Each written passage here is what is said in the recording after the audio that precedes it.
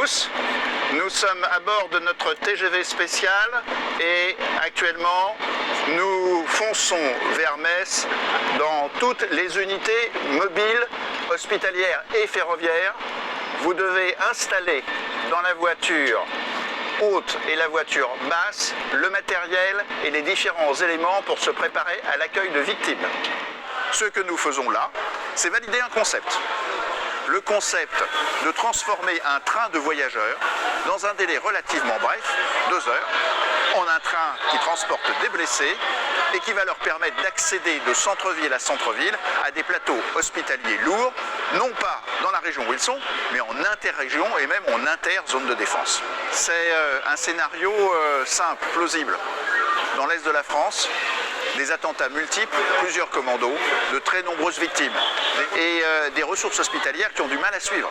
Dans le début de la soirée, un train est donc parti de Paris avec à son bord des équipes médicales, du matériel pour venir chercher ses blessés.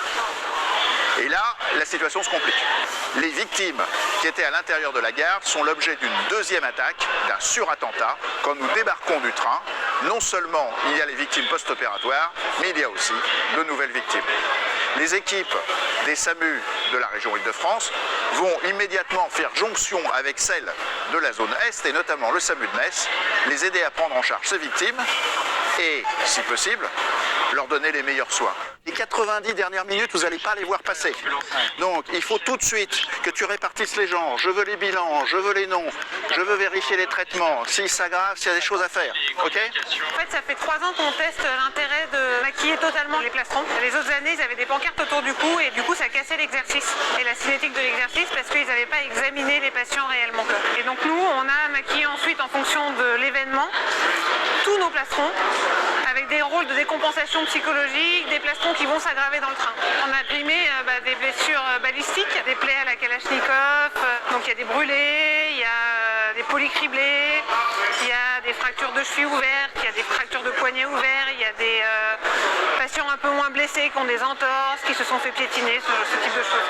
Ce concept de l'UMHF, l'unité mobile hospitalière et ferroviaire, s'associe au contexte d'une RIS, d'une régulation interzonale médicalisée. Aujourd'hui, pour réaliser cet exercice, nous avons mobilisé plus de 400 personnes, travaillé pendant presque 1 an, et c'est un exercice pour lequel, en dehors du SAMU de Paris, des SAMU de la région Île-de-France, de l'Université Paris-Descartes et de l'assistance publique, il y a aussi la SNCF, notre principal partenaire, qui avec nous a adopté cette idée, cette possibilité de créer un train sanitaire. C'est ça l'objet de l'exercice Chardon. Réhabiliter le concept du train sanitaire, revisiter quelque chose qui a existé autrefois en médecine, eh bien, c'est un objectif et ça peut être quelque chose d'intéressant dans le futur.